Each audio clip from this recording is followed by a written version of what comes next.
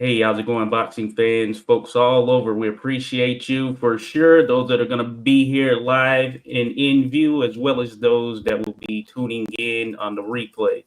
Like, we have a very special show today. First and foremost, Josh here, 86 Boxing. Shout out to the man below me, Mr. Papi Choon Yayo. Yeah, y'all already know it's Papi Choon Yayo. Heavy on the Papi, light on the Yayo. What's cracking?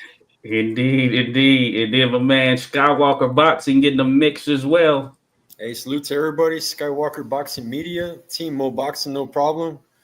Thank you for joining us tonight. All right, all right. And as mentioned, very special guest, very, very special guest, in fact, is none other than Carson Crawford. No nickname, at least right now. Not yet. We'll see at the end, right? Awesome, awesome. Happy to have you here. So, for those that don't know, Carson, she is out on the West Coast, holding it down in California. You know, that's a major boxing state there, for real. I guess in the Yes. LA area there. So, man, it's special to have you here. And I know that the vibrancy there on the boxing scene is high. But that being said, we want to start a little bit from the beginning because I do know you had an amateur background as well. So could you give us a little Yes. insight into your start in boxing? Yeah, totally. I started boxing and kind of came across it a lot later in life. I had my first fight in 2017. I was almost 27 years old at that point. Um, and it kind of just started as something I tried for fitness and kind of fell in love with the sport and just wanted to, see how a fight or two went. I didn't really think it would escalate to the place that it did. But over time, I got more and more exposed to the boxing community in LA, fell more in love with the sport, and had a pretty great amateur career that ended at the end of 2023 at the Olympic trials for the 2024 Olympics. So I made it to the semifinals there.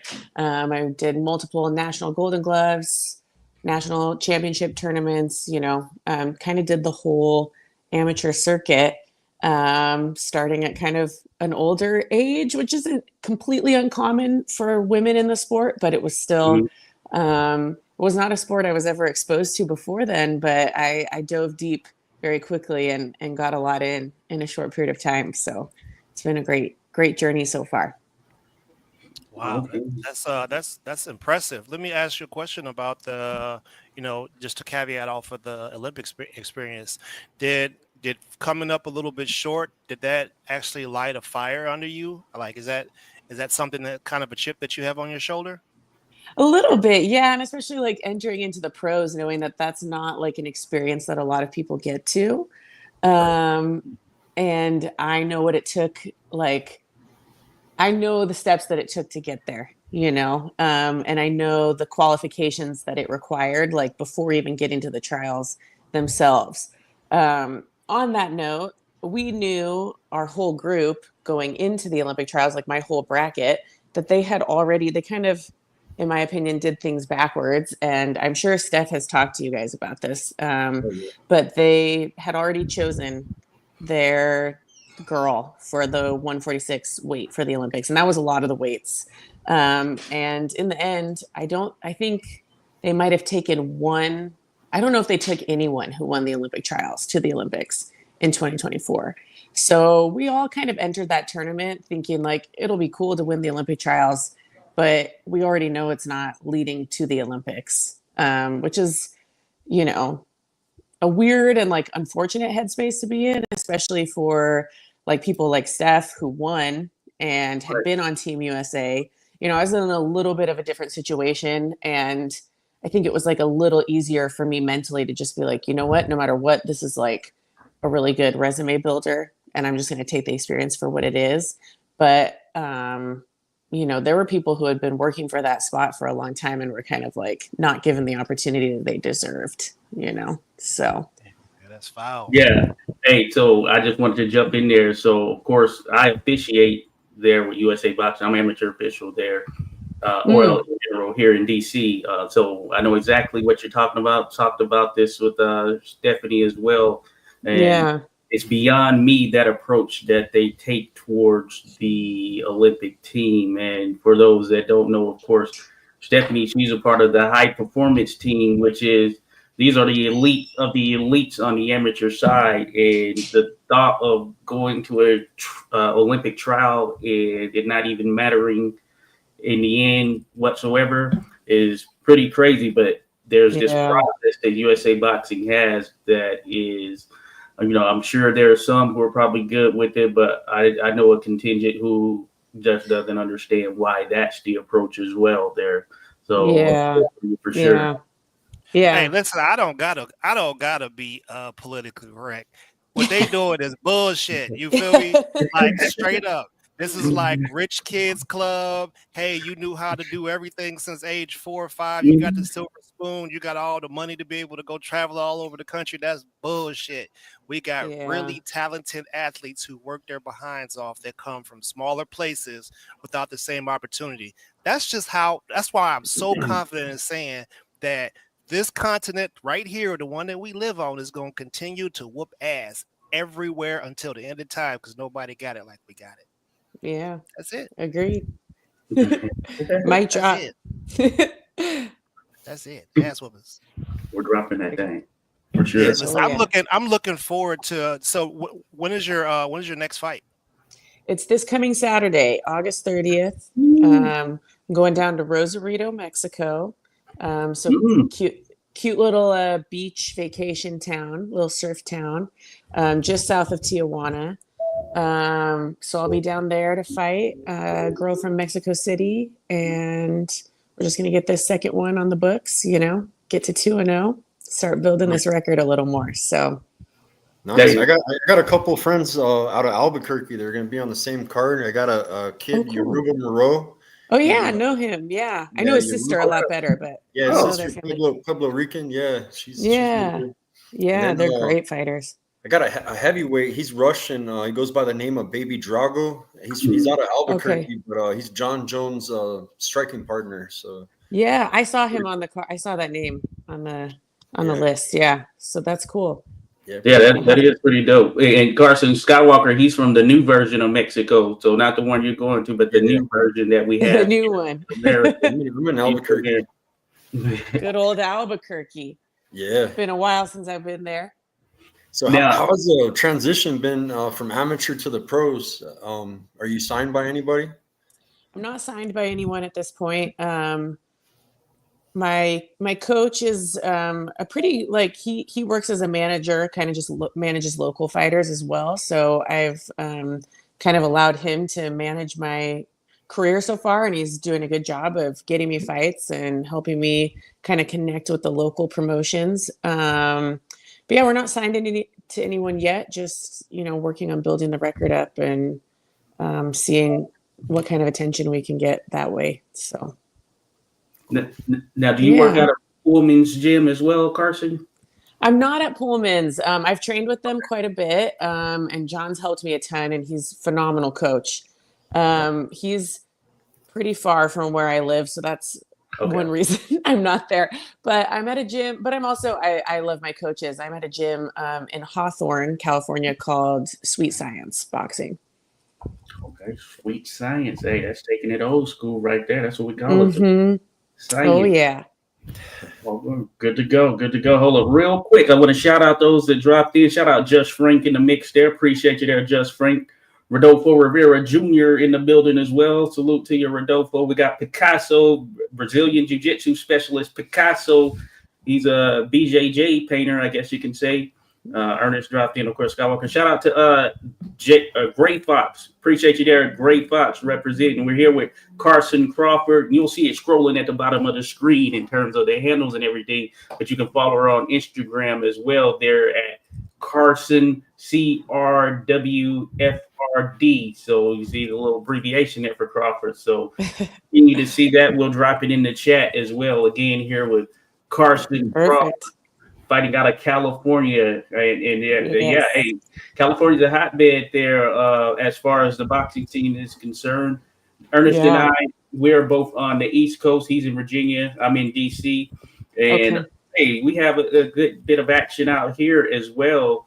So we usually ask some fighters what the scene is like there, but you kind of alluded to it as well. I'd imagine you get a lot of good work out there in California because I'd imagine there are a lot of women out there and men, of course, as we know, who are a part of the sport. It's one of the big sort of more populated areas that it relates to boxers. Yeah, for sure. Yeah, it's a great place to be for boxing, and I think for women's boxing in particular. And that was one of the reasons Steph moved out here when she was transitioning into the pros. And yeah, we get great women coming through all the time to spar and looking to do their camps here as well. I've done the past 2 camps with Sandy Ryan, both fights that she did with Michaela Mayer. I was one of her main sparring partners, which was a really cool. Just great work, really fun opportunity, and fun to like get her ready for both. Those were intense fights, and so it was fun to be a part of that. So we get people like that. We get world champions and former world champions all the time. Steph and I both spar with Erica Fatias a lot, who's a former world champ and has fought both Michaela and Sandy. And we get great work and exposure to high level women. Oh, I remember when Stephanie was making that trip. Remember that, Josh? She came on the show. Mm-hmm. She stopped here in Albuquerque. She trained at my gym a little bit with Yoruba's father, Coach Moreau. And I remember her talking about all the opportunities, and so that's kind of cool that that she's doing great out there. You guys are putting in that work out there. For sure, yeah. She's been killing it. So we're doing our things. I don't know how you guys feel, man, but like Friday too, like watching the women's fights on the MVP card. Yeah. It was exciting to me. I ain't gonna lie about it. It was going to work. I see some skills in there. You know what I'm saying? Mm-hmm. I see some crazy skills in there. Yep. So I would imagine with you being in the Inland Empire that in Hollywood's not that far, right? Right. So, yeah. No. So you guys have access to, crazy promotional ability if you can connect with the right people. Like, do you have someone that like manages your social media, or is that just something that you do? A little bit of both. I do have a content manager who helps me a little. I do a lot of it myself as well. And then I actually just signed with a small agency that's going to be working to help me with sponsorship and then also like some of my content creation and stuff as well. So that's still like that just barely happened. So we haven't really gotten going on any of that yet. But it is very true. Like you just have to meet the right people in LA, but they exist and they can really get you connected in ways that, so much of this sport is just marketing yourself in the right way. As much as it is like, of course, it's skill and being the best, but like you mentioned earlier when we were talking about the Olympic trials, like there are people, some of the best fighters in the world, we're never going to see them because they just don't get the right opportunities. So it is a huge benefit of being in a city like LA, I think. Yeah, I was about to go to the LA Film School. Like I got accepted into it and things like that. And so, I was going to go out there and kind of learn some more about this media stuff. Because where else better to learn than LA, right? Sure. So I'm sure there's tons of content creators that are just in your area, just looking for work. And a lot of people mad that they got kicked off the casting couch. They probably boxing too. You know what I'm saying? You know what? I did take an introduction to film class. It was like a 12-week class, and it was just for fun or to acting rather, because when in Rome, we're in LA. Why not take an acting class? And like half the people in there were like fighters whose careers didn't quite go the way they wanted to. It was a lot of MMA people, but it was funny. It was like, oh, you fight. Like there was a lot of people. They said you can't bend over and put both hands flat on the floor. You're unqualified to be working here. Exactly. Hey, that's funny. Hey, that's good stuff right there. I took drama in high school and all of that stuff. I've always been a fan of it. And I've done a few things. I was an extra in House of Cards because they were filming it up in Baltimore. Now it was one episode. The episode I'm in, I'm literally just a reporter standing there holding a little fake little microphone type thing, but you can barely see me, So hey, it counts, man. Hey, extra work out there, Carson. You know what I'm saying? You can do some extra work. You know, it's so true. You really can. I definitely won't be telling one of them stories, Josh. I crack too many jokes. He'll be like, "Hey, I heard you was in My Fair Lady, bro." Like, he was the star. You didn't see it? yeah, you know what I'm saying? Like, he was the lady. That's funny. No, that's good to go. But no, that's super dope out there. But yeah, California, man, yeah, that's awesome. You know, some people might hear this, those that might peek in on it, and they're like, "Wow, she's already working with these world champions, this type of level. We may not want to, fight her like that." You know, and with that kind of leads to a question in terms of you're taking this fight in Mexico. Now, has it been a challenge for you getting some fighters to step in the ring for you, with you, at least in terms of this journey thus far? And I know you just turned pro not too long ago, but can you tell thus far? A little bit. I mean, some of it's just been fun. I mean, I would love to say, yeah, no one wants to step in the ring with me. Some of it's just been finding opponents in general seems to be more difficult than I realized. And it's proven to be a little, I'm fighting at 135 as a lightweight. And I've gotten a lot of offers to fight at like 130 or 128, like at a catch weight. And it's just, I'm 5'10". That's very light for me. So I don't feel like at this stage, if I got a world title opportunity at 130, I would do that. You know, that's a different thing. But right now, we're not, at this stage, we're not making anything to fight. Even when we get a purse for our fights, it's like a net negative with everything we're putting in to our boxing careers. And so to me right now, that kind of weight cut is not, it just isn't worth it. So there are more girls like 130 and below in LA, I've found. And so that's been one challenge. And I've had a few girls say like, they'll fight me, but only at 130, or they'll fight me at 135, but they need more time. So we've had like timing issues as well, where people haven't wanted to fight because they want more time with like gaining weight or like whatever it is. So that's been like more to be honest, like I would love to just say like, yeah, everyone's scared, but I think it's just a matter of like finding people local and with like promotions and everything being willing to bring people in for you. And so there's like a logistical thing, like especially with women's boxing, there just aren't as many of us, so it's hard in the beginning. Yeah, we just heard about some funny business, didn't we, Josh? Yeah, we did. Yeah, we just interviewed. Her name is Peggy Whitmire. She fights at 130, but yeah, she was running into a similar situation. Oh, yeah. So hard. I know that name. I haven't met her, but I know of her. Yeah. It's one of those things where it happens in terms of sometimes you think you have a fight lined up, and of course, Carson, you were on the amateur side, the amateur circuit. I see it as an official. You get there, you put in the work, weigh in, and all that stuff, and then sometimes the fight doesn't even happen. Or you get there for weigh in, thinking that you're about to fight, and it's not happening. We have a good contingent of boxers who are on the women's side who fight here in this area, and this happens with the men as well. But we don't have as many that are on a fight card as the men, of course. Sometimes we're lucky if we have, double digit or something like that, or more than one, I would say, not necessarily double digit, but more than one. And there have been cases when we have had that, but I can understand there. So that I'd imagine, it has to be a challenge in a sense. And you mentioned how the negative, that is something we're pretty aware of as well. So you really have to be kind of motivated to kind of stick to that journey. So in that regard, I would say, even despite such, it seems, I follow you on social media and all of that stuff. It looks like you're always in the gym, always working out and all that stuff. That kind of helps set the balance or in some sense.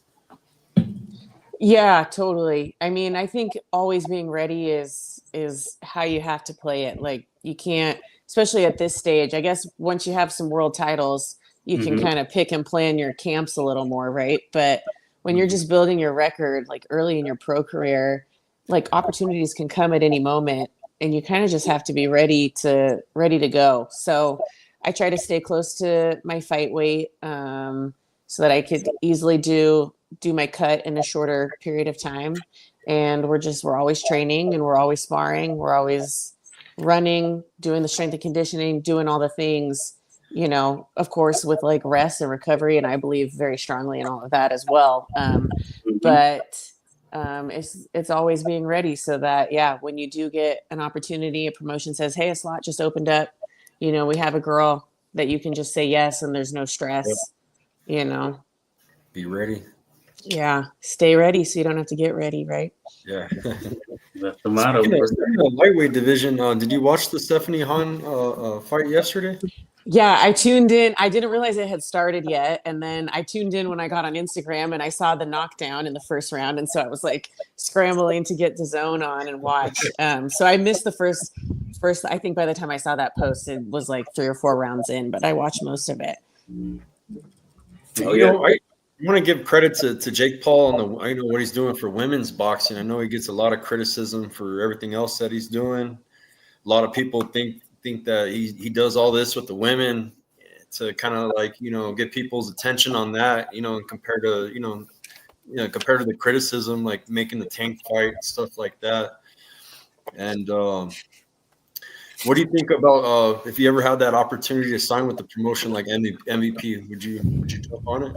Oh, absolutely. I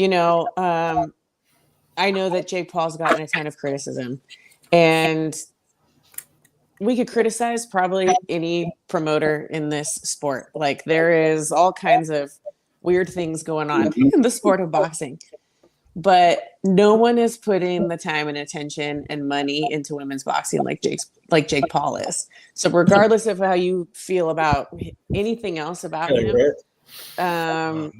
as a female fighter, like, I have to be grateful that someone's willing to do that, to give.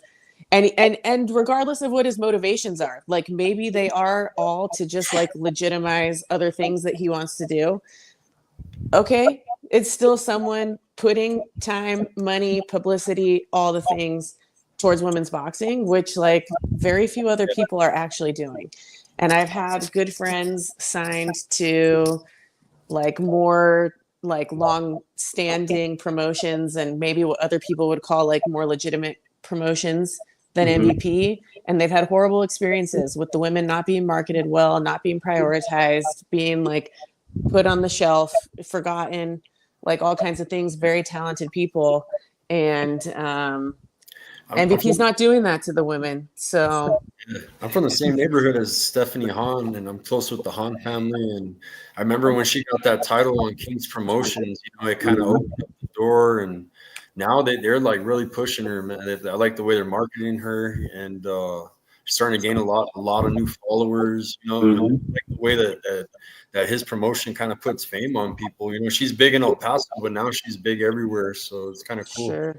Yeah, no, it's great, and it's needed, and it's something that the men have been getting for far longer than women in this sport, So if someone's willing to do that, like, you can say whatever you want about Jake Paul, but that is one thing that I think he's doing right. Right. I agree as well. Hey, Drew need people like me, man.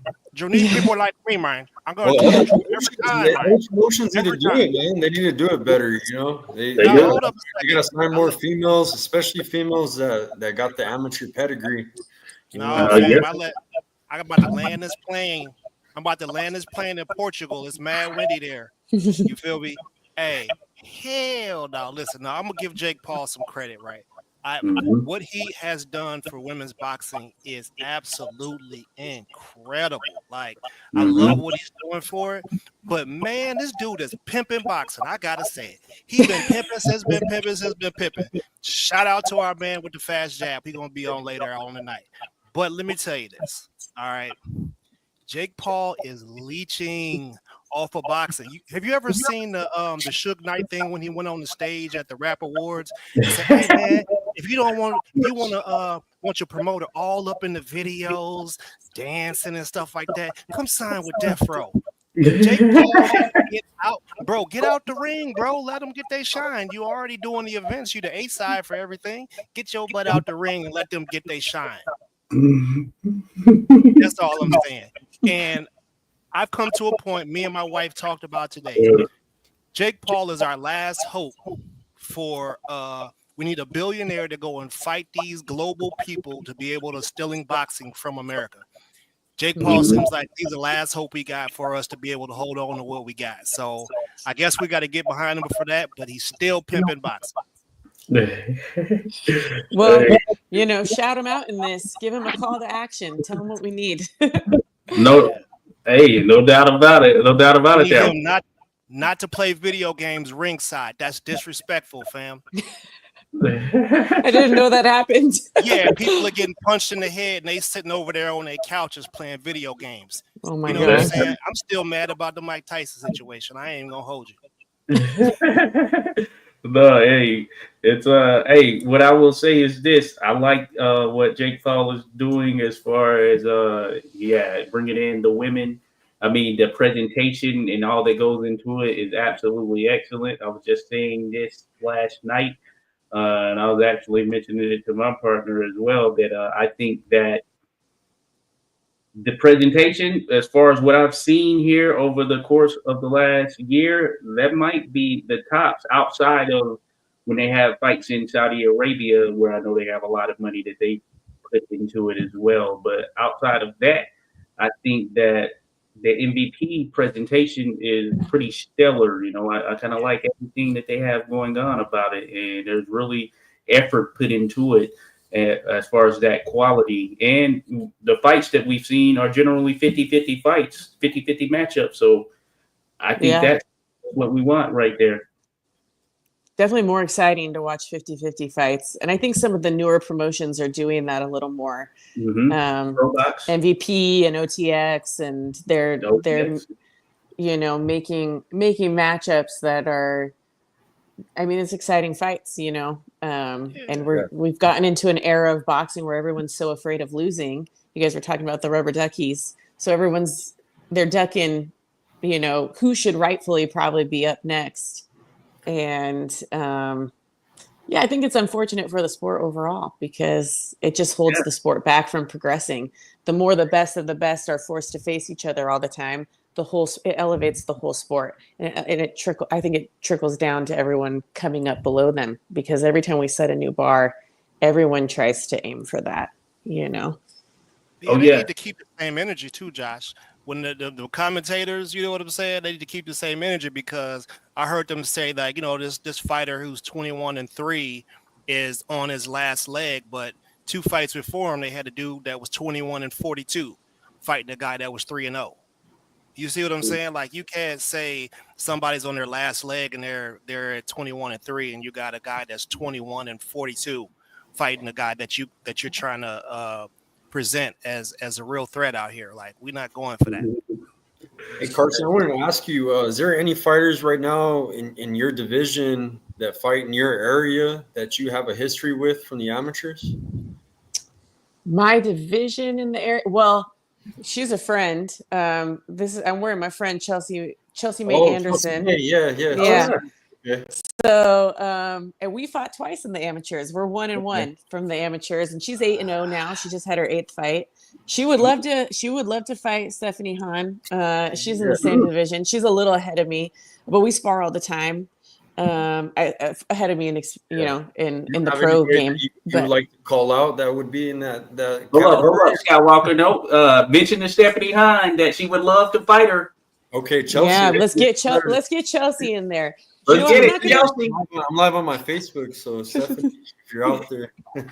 She's ready, man. She's ready. I'm not going to do any call outs yet. You know, I'm still building early in my career, but I have people in mind, but I'm not going to publicize any call outs yet. But I'm excited. I'm excited about all the women in the sport currently. It's really like you said, like we saw a lot of skill on that MVP card. There's a lot of skill out there, and it's fun. It's exciting to see who we might get to fight, and people that I've watched as I've come up and think like, oh, maybe before they're done, I could get to fight that person. Like those are exciting things. So, but we'll see.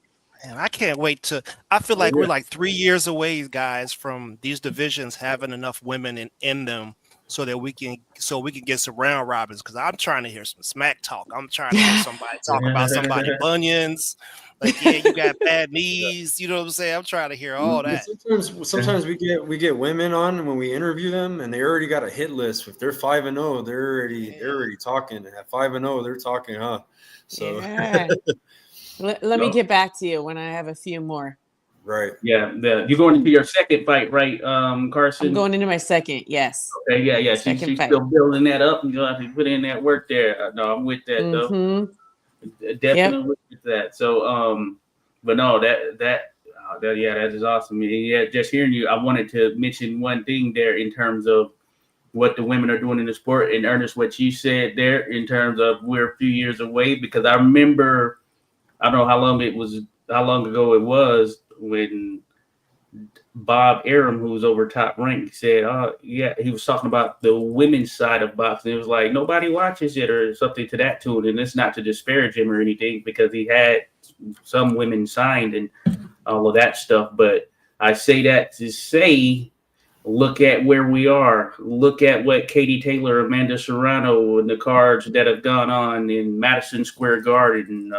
Was the last one Vegas, or I think the last one was Vegas. Vegas, yeah. Yeah, like just think about that. The people coming out. So it goes to show, if you put on good fights, especially as it relates to the women's side, because some of the divisions is not as deep as the male side in terms of what you start to stretch out into some of the other countries and things of that nature, you are getting top level quality fights that are happening right there. And people have come out, people have supported those. And kudos again to Jake Paul for what he's doing there on that side, and some of the other promoters who are in the mix, because generally all of the promotions have some women that are, competing at that top level. You name some. We think about Gabriela Fandora, what she's doing over there with Golden Boy. Think about Matchroom, etc. So I think we're very much in a special place there for the sport right here on the women's side. For sure. But how would you feel about doing 3-minute rounds? Because that's something I'm like, man, I've seen y'all do some great work. And I feel like if you had that extra minute, like it would just be that much more exciting watching you guys break people down versus having to rush to it. I 100% agree. I would love 3-minute rounds. I think it disappoints me, because I think some of the criticisms that women's boxing gets is because we only have 2 minutes. And you can make 2 minutes exciting, and you can do a lot in 2 minutes. You do have time. But women, we get a lot of complaints that we don't get enough knockouts. But how many knockouts happen in the last minute of a round? And we get complaints that we're not as skilled as the men. But when you don't have as much time to work, it's hard to demonstrate the same type and level of skill. So I would love to see 3-minute rounds. I think my greatest strength in boxing is my output and endurance. So for me, like, more time always works in my favor, and I get better as the rounds go on. So I would love 3 minutes. The thought of having less time stresses me out. I'm like, give me more rounds, give me more time, please. I want more time. So to me, that's great. I know there are women who like the 2-minute rounds, and like everyone can have their own opinion, but I think we are behind in not moving the women into the same length and number of rounds as the men. Okay.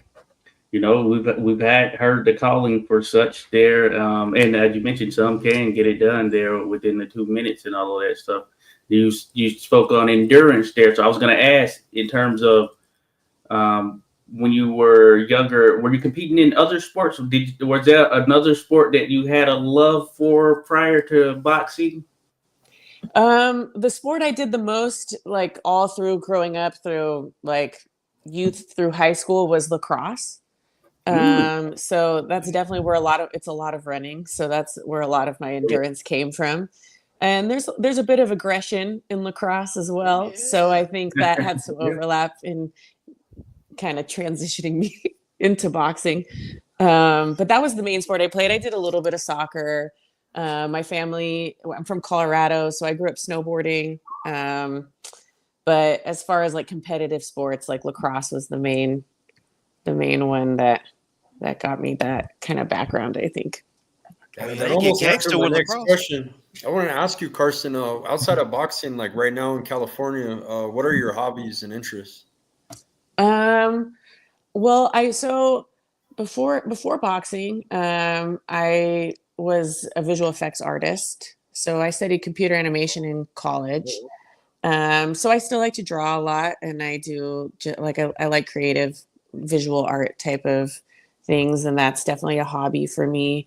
I'm kind of a film nerd. You know, I really enjoy going to the movies, watching movies, studying. That was my whole background before getting into boxing, which was so, backwards. I was sitting in a dark room with big monitors, like color correcting and like adding 3D elements into live action movies and stuff. So it was a very different environment than from what I'm doing now. But so anything relating to movies and art and film, like I'm very into. And I'm so lucky I'm right by the beach. So I love to go to the beach, go hiking, just be outside. Like it's such a beautiful state. There's so much you can just do right here. So we need that. We need that work, man. I can see you doing an animation of you beating up some girl.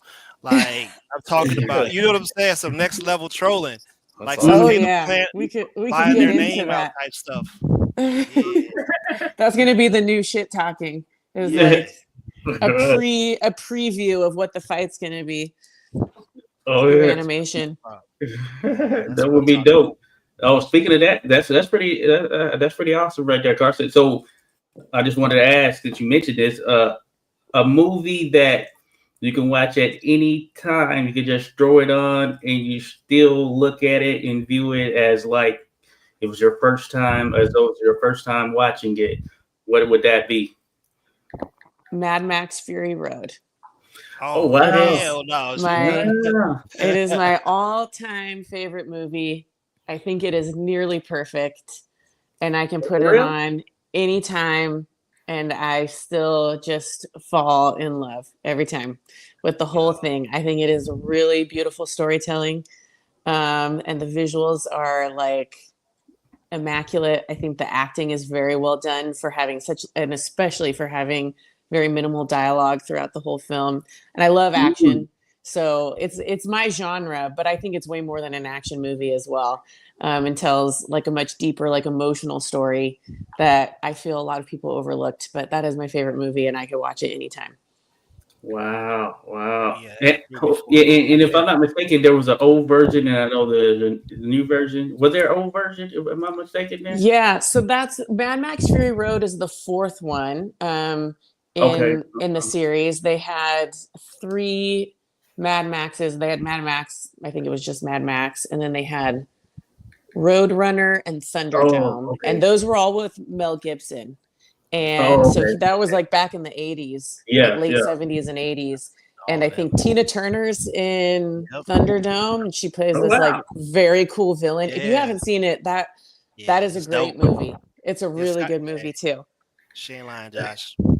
No, hey, I bet I actually watched my partner and I, we were downstairs and we were just watching, or we just decided to watch Mad Max Fury Road at some point last year. I had no expectations, but I thought it was amazing. She thought it was amazing as we went through it there, and Tom Hardy did an excellent job. And we still need to watch Mad Max Furiosa, but I want to go back and watch those old ones now.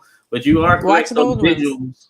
Yeah, the visuals were absolutely insane how they all came together.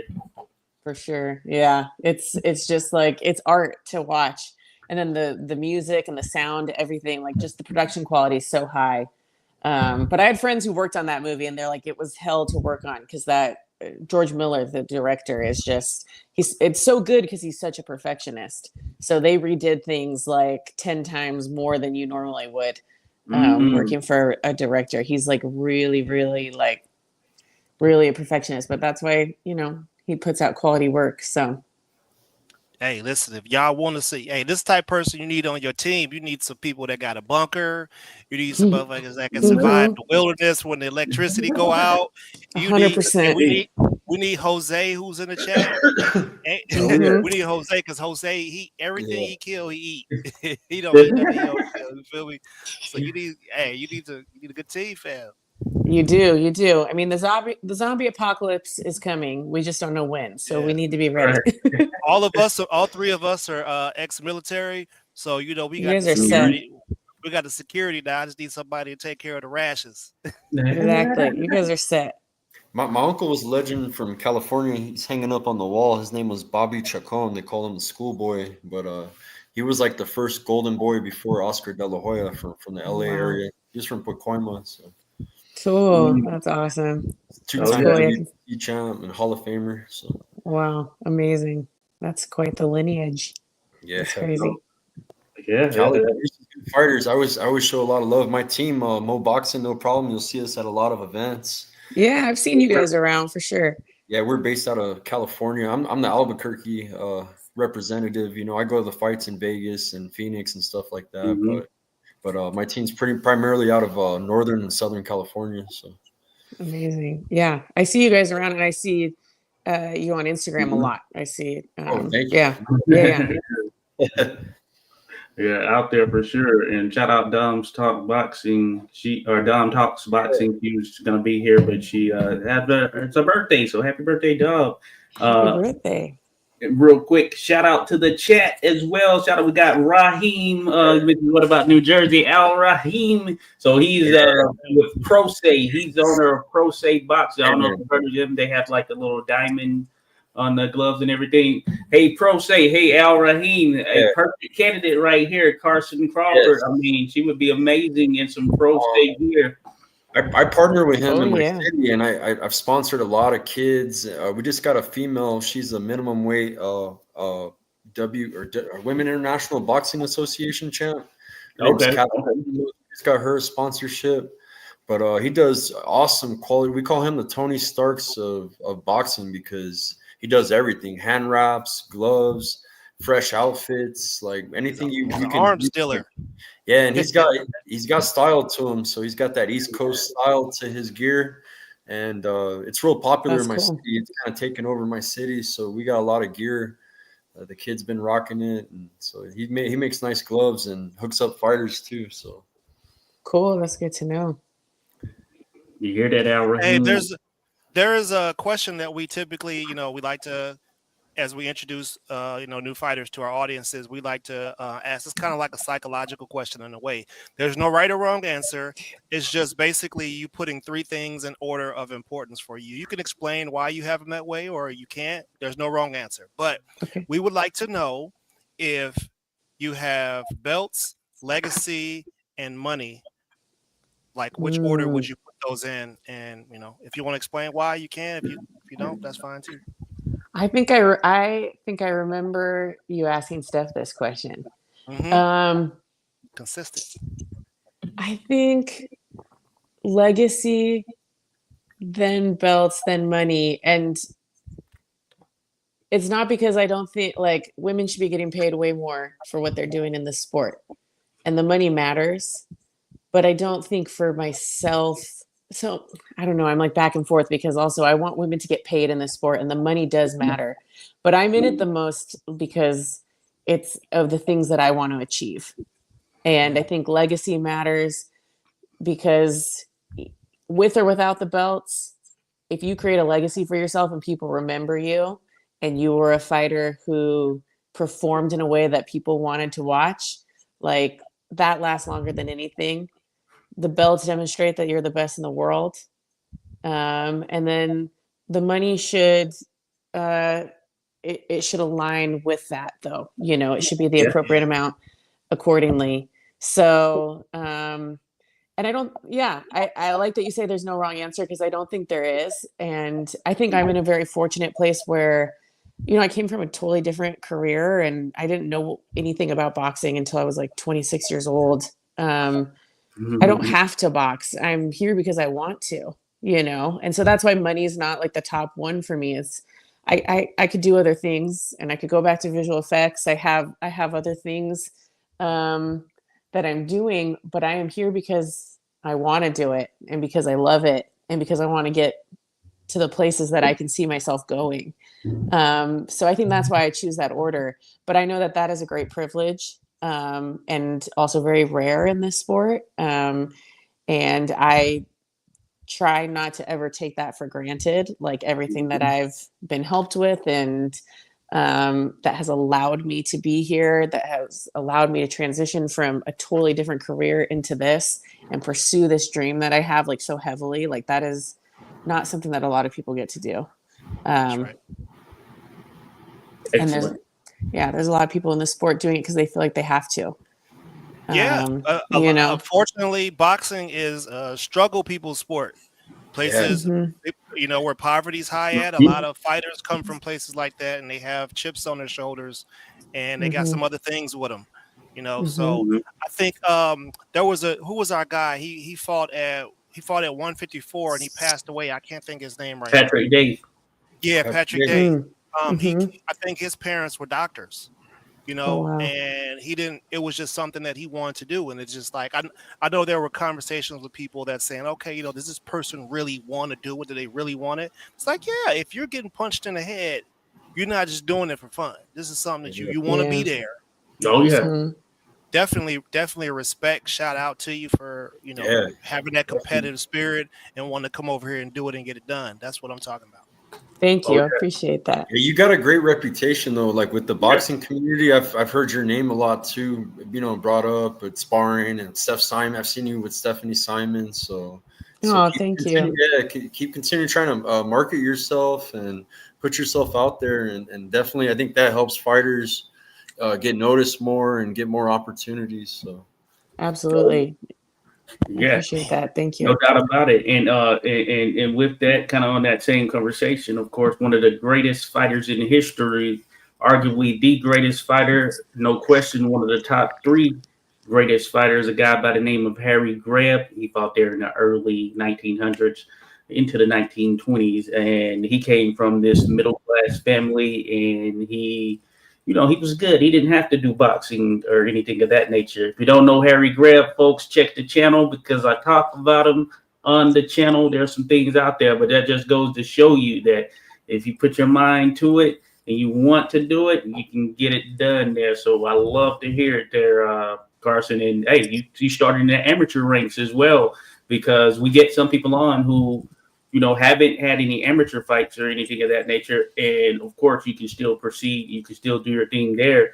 But I do think that going that amateur route, at least having some amateur fights, that is a major boost right there. And I know you fought some pretty solid competition there as well. A person who's been on the channel, we talked to Stasia Suttles.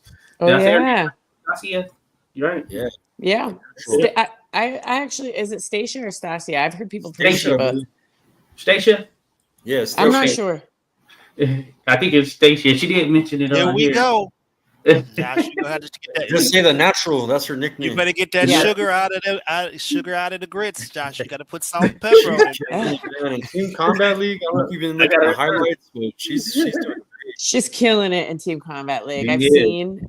We follow each other and support each other. I never got to know her very well, but she was my last fight at the Olympic trials. She was my very last amateur fight. And yeah, she's a phenomenal fighter. And great sportsmanship too. Like she's been very, we support each other, give the likes and everything on Instagram, and like, yeah, she's killing it in TCL though. So I'm very happy for her. Yeah.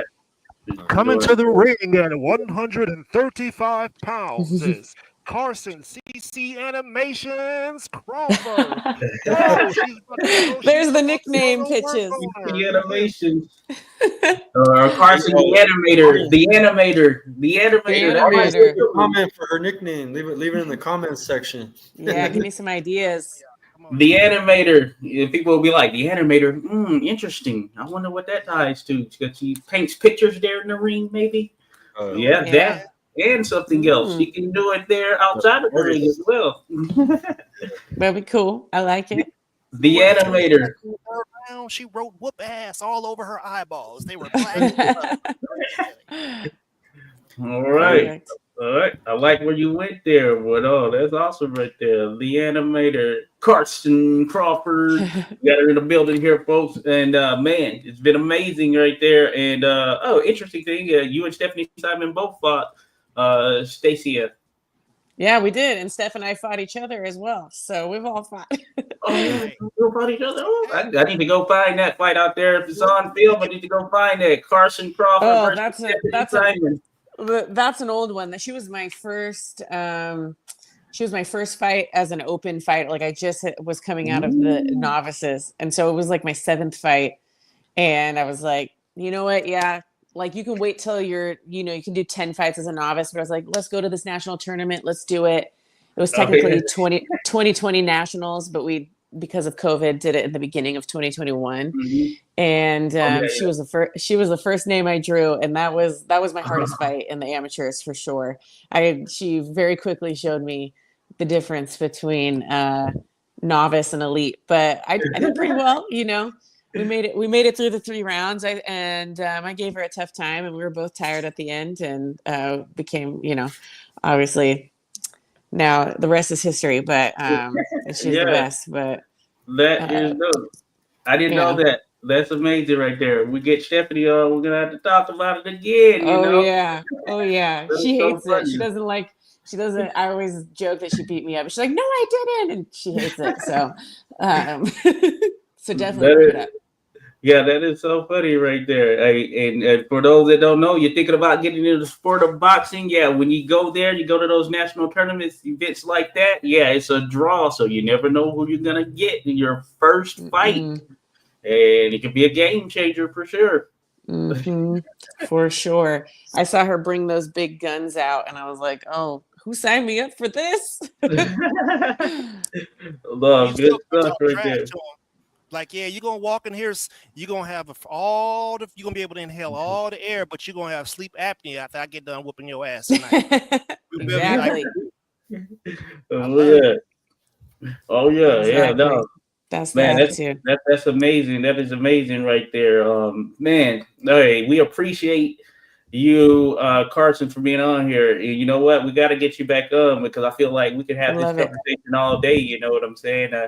I know we were looking at getting about a little under an hour in there. So we got to get you back on, Carson, to talk about this victory you're about to get in Mexico City. Drago and Yoruba, I said. Rosarito. Sorry.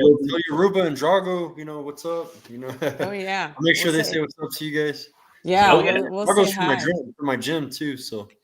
Cool. I'm excited. Hey, make sure you tell Drago to go on over to the hood barbershop and let him fade him up tough. You can't have it all over. I'll pass it all along. Hey, come on, fam.